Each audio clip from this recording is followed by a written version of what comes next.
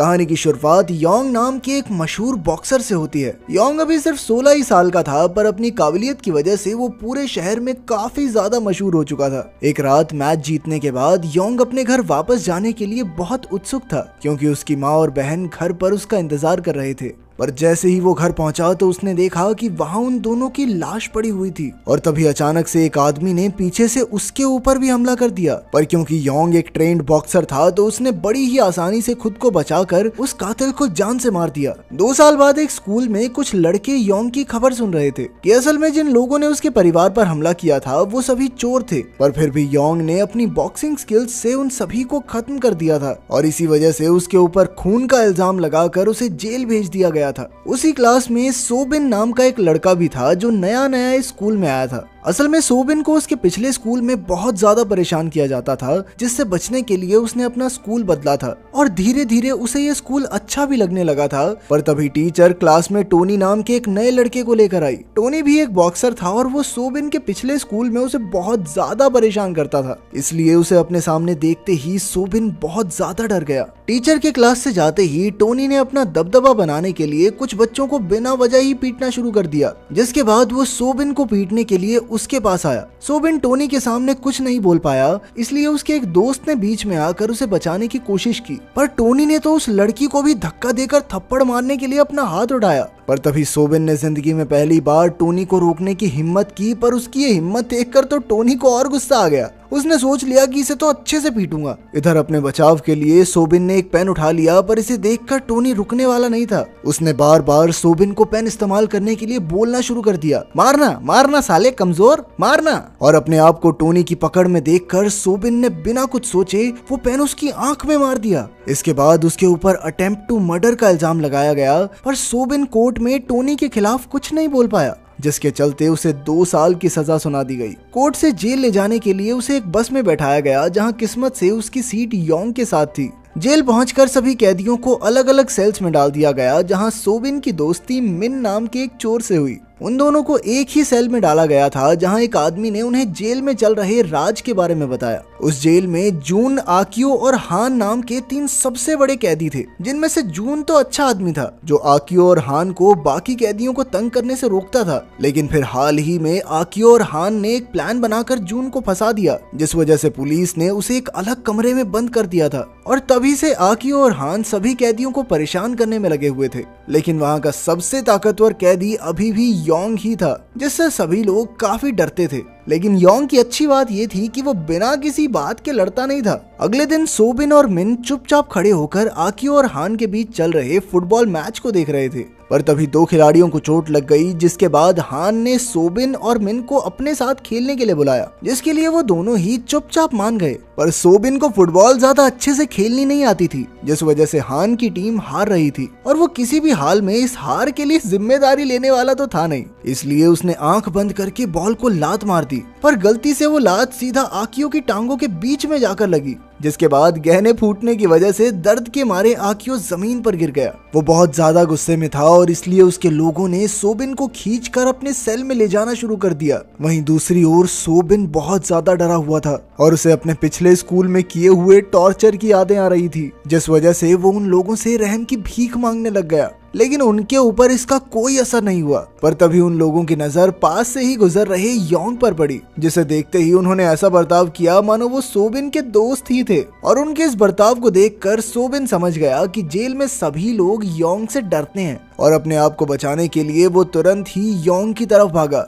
वैसे तो योंग फालतू चक्करों में पड़ता नहीं था, लेकिन अपने सामने सोबिन को यूं गिड़गिड़ाते हुए देखकर उसने उसकी मदद करने का फैसला किया। और जब आकियो ने उसे रोकने की कोशिश की तो योंग ने एक ही मुक्के में उसे नीचे गिरा दिया। जेल में सभी बच्चों को पढ़ाया भी जाता था, पर क्लास के दौरान आकियो की नजर सिर्फ सोबिन पर ही थी, जिसे वो किसी भी हाल में सबक सिखाना चाहता था। क्लास के तुरंत बाद एक गार्ड सोबिन को किसी से मिलवाने के लिए लेकर गया, और ये आदमी कोई और नहीं बल्कि टोनी ही था, जिसकी एक आंख अब पूरी तरह से खराब हो चुकी थी। साथ ही उसे स्कूल से भी निकाल दिया गया था, जिस वजह से वो अपनी जिंदगी सड़कों पर बिता रहा था, और उसका मानना था कि उसके साथ ये सब सोबिन की वजह से हुआ था, और अब वो किसी भी हाल में उसे जान से मारना चाहता था। ये बात सुनते ही सोबिन हमेशा की तरह उससे अपनी जान की भीख मांगने लग गया, लेकिन टोनी को भी उसकी इस बात से कोई फर्क नहीं पड़ा। क्लास के दौरान सोबिन की नजर योंग पर पड़ी जो उस वक्त अपनी ट्रेनिंग कर रहा था और उसे देखते ही सोबिन को एहसास हुआ कि उसके पास अभी 2 साल पड़े हैं बाहर जाने में और अगर वो अच्छे से बॉक्सिंग सीख जाए तो अपनी जान बचा सकता है। इसके बाद वो तुरंत ही योंग को अपना ट्रेनर बनाने के लिए चला गया, जिसके लिए पहले तो योंग ने साफ इनकार कर दिया क्योंकि उसे लगता था कि शायद सोबिन अपनी काबिलियत का गलत फायदा उठाएगा। पर जब सोबिन ने उसे अपने साथ हुए बर्ताव के बारे में बताया तो योंग को विश्वास हो गया कि वो कभी भी गलत रास्ते पर नहीं चलेगा और इसलिए उसने सोबिन की मदद करने के बारे में सोचा।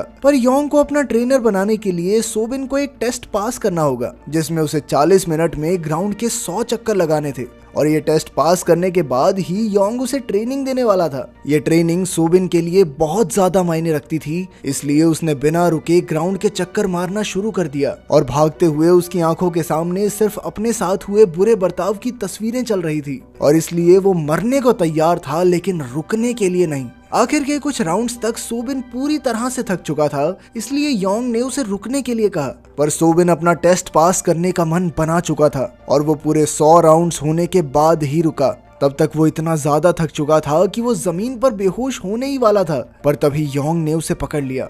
उसकी हालत को देखकर योंग समझ गया कि उसके लिए बॉक्सिंग सीखना कितना जरूरी था और उसकी मदद करने के लिए उसने सबसे पहले जेलर से कहकर सोबिन को अपने कमरे में शिफ्ट करवा लिया। असल में जेलर भी योंग का फैन था और वो जानता था कि योंग बुरा इंसान नहीं है, इसलिए उसने तुरंत ही सोबिन को योंग के कमरे में शिफ्ट कर दिया। अगले दिन से ही योंग ने सोबिन को ट्रेन करना शुरू कर दिया, पर सोबिन की कमजोर हालत को देखकर वो समझ गया कि उसे सोबिन पर बहुत ज्यादा मेहनत करनी पड़ेगी। उधर आकियो भी अपना बदला लेने के लिए तैयारी कर रहा था, पर तभी उसके साथियों ने उसे मिन के बारे में याद दिलाया जो उस दिन सोबिन के साथ था और वो लोग शायद मिन की मदद से सोबिन को योंग से अलग कर सकते हैं। उधर ट्रेनिंग के दौरान सोबिन काफी ज्यादा थक गया था और अब वो आराम करना चाहता था, पर तभी योंग ने उसे याद दिलाया कि वो ऐसे बर्ताव के साथ कभी भी बॉक्सिंग नहीं सीख सकता। उसकी यह बात सुनते ही सोबिन दोबारा से एक्सरसाइज करने में जुट गया। वो अगले कुछ दिनों तक ऐसे ही लगातार मेहनत करता रहा और धीरे धीरे उसके शरीर में बदलाव आने लग गया। इसी बीच सोबिन और योंग के बीच एक अच्छी दोस्ती भी हो गई थी।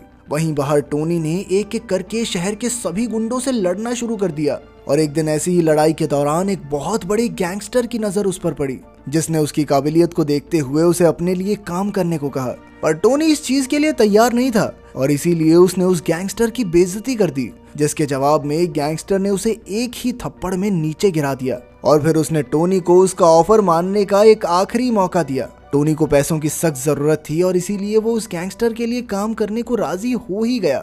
उधर जेल में लंच के टाइम मिन ने सोबिन को बताया कि कुछ ही दिनों बाद योंग को बड़े लोगों की जेल में भेज दिया जाएगा, जिसके बाद सोबिन को आकियो से बचाने वाला कोई नहीं होगा। ये बात सुनते ही सोबिन काफी निराश हो गया क्योंकि योंग ने उसे इस बारे में कुछ भी नहीं बताया था और इसलिए वो तुरंत ही योंग से बात करने के लिए चला गया। पर योंग ने उसे समझाया कि कभी ना कभी तो उसे खुद के लिए लड़ना ही पड़ेगा ना और वो समय जल्द ही आने वाला है। तो उसकी बात मानकर सोबिन दोबारा से ट्रेनिंग में लग गया। उधर आकियो के आदमी मिन को तंग कर रहे थे, पर तभी सोबिन वहां पहुंच गया और जब उन्होंने सोबिन को धमकाने की कोशिश की तो उसने अपनी बॉक्सिंग स्किल्स से उन्हें पीट दिया। जैसे ही ये बात आकियो तक पहुंची तो उसने उन दोनों लड़कों से कहा कि जल्दी जाकर उसे मेरे पास लेकर आओ। पर अब वो दोनों सोबिन की मार से इतना डर रहे थे कि उन्होंने सोबिन के पास जाकर उससे मदद करने के लिए कहा, जिसके बाद वो चुपचाप खुद ही आकियो से मिलने के लिए पहुंच गया, जहां उसने सबसे पहले आकियो से अपनी गलती के लिए माफी मांगी। पर आकियो को इस बात से कोई फर्क नहीं पड़ता था और उसने तुरंत ही सोबिन पर हमला कर दिया।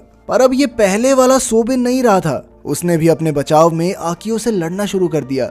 पर आकियो अभी भी उससे ज्यादा ताकतवर था और उसने अपनी पूरी जान लगाकर सोबिन को जमीन पर गिरा दिया, जिसके बाद सबको लग रहा था कि ये लड़ाई बस यहीं खत्म हो गई। पर तभी अचानक से सोबिन एक बार फिर से खड़ा हो गया। इस बार उसने आकियो को जो पीटना शुरू किया और वो उसे तब तक पीटता रहा जब तक योंग ने उसे रोका नहीं, जिसके बाद वो दोनों चुपचाप वहां से चले गए। उधर शहर में टोनी का डर काफी तेजी से बढ़ रहा था और वो दिन ब दिन और खतरनाक बनता जा रहा था। उधर योंग के साथ अपनी आखिरी ट्रेनिंग के दौरान सोबिन ने लगभग उसके चेहरे पर एक मुक्का मार ही दिया था, लेकिन इसी के साथ उन दोनों का साथ भी खत्म हो गया क्योंकि उसी दिन योंग को दूसरी जेल में भेजा जाना था। जाने से पहले योंग ने उसे हमेशा मेहनत करते रहने को कहा। योंग की जेल से निकलते ही जून को भी आजाद कर दिया गया, जिसका मतलब ये था कि अब जेल में कोई किसी को परेशान नहीं करने वाला था। पर तभी हान ने सोबिन को लड़ाई के लिए चुनौती दी, जिसमें शर्त ये थी कि अगर सोबिन जीत गया तो हान कभी भी किसी कैदी को परेशान नहीं करेगा। और इस लड़ाई के लिए उन्होंने 5 दिन बाद मिलने का फैसला किया।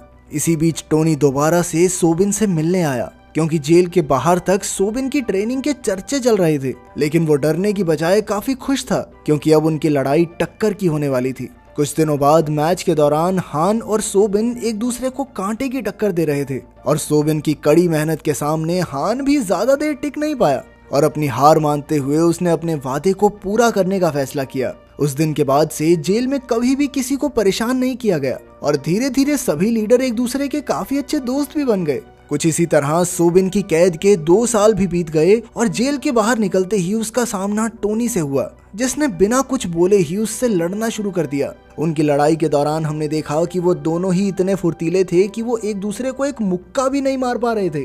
पर थोड़ी देर बाद टोनी ने ठीक पहले की तरह सोबिन को पीटना शुरू कर दिया, पर तभी जमीन पर पड़े सोबिन की आंखों के सामने योंग का चेहरा आया। वो फिर से उठ खड़ा हुआ और लड़ना शुरू कर दिया और इस बार उसने योंग की बताई हुई एक खास टेक्निक का इस्तेमाल करके ऐसा मुक्का मारा जिससे टोनी चाहकर भी खड़ा नहीं हो पाया। टोनी को हराने के बाद सोबिन चुपचाप वहां से चला गया। दूर होने के बावजूद भी उसकी और योंग की दोस्ती अब भी बरकरार थी। अगर वीडियो पसंद आई तो लाइक कर देना, चैनल को सब्सक्राइब कर देना। मिलते हैं अगली वीडियो में।